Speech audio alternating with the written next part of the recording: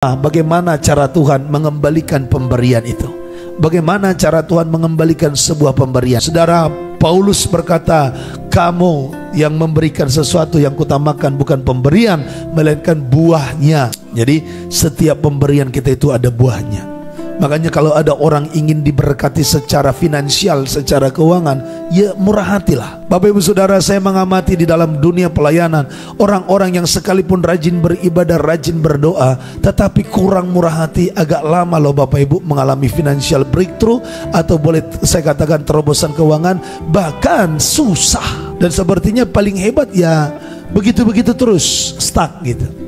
Tapi saya melihat orang-orang yang murah hati, orang-orang yang senang memberi, orang-orang yang senang memberkati, setia di dalam persembahan yang Tuhan boleh mintakan daripadanya sebagai ujian daripada iman, sebagai tanda ketaatan kepada Tuhan. Saya lihat orang-orang itu diberkati Tuhan, tidak menjadi kekurangan. Seperti ayat 19, Allah yang memenuhi keperluan orang yang suka memberi. Tuhan yang akan menyediakan kebutuhan orang yang murah hati. Tuhan yang akan menyediakan segala keperluan orang yang suka menabur. Tapi kalau orang itu malas atau pelit, maka dia mengandalkan kekuatannya sendiri untuk kebutuhannya. Menurut Yeremia 17 ayatnya 5 dan ke-6 tadi, orang itu tidak akan mengalami keadaannya yang baik, dia justru mengalami kekeringan. Tapi orang yang mengandalkan Tuhan, berharap kepada Tuhan, maka orang itu akan seperti pohon yang ditanam di tepi aliran air, tidak berhenti menghasilkan buah.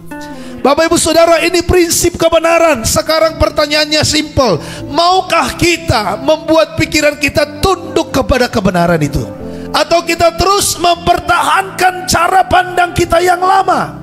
Kita ini sering kali berkata, aku Kristen, aku percaya Yesus, Tuhan Yesus Tuhanku. Tapi ketika diberitakan firman-Nya, kita seolah-olah tidak mau dengar. Kita punya banyak alasan, kita punya banyak dialog-dialog yang mempertanyakan kebenaran itu sendiri, seolah-olah kita lebih hebat daripada Tuhan. Dibutuhkan kerendahan hati memang untuk bisa mentaati firman.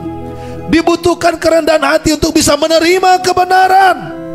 Bapak ibu saudara, sekali lagi Filipi 4 ayat 19 katakan, orang-orang yang memberi, orang-orang yang murah hati, Tuhan yang akan menyediakan keperluannya, Tuhan yang akan menyediakan kebutuhannya, Tuhan yang akan menyediakan seluruh apa yang menjadi keperluan hidupnya.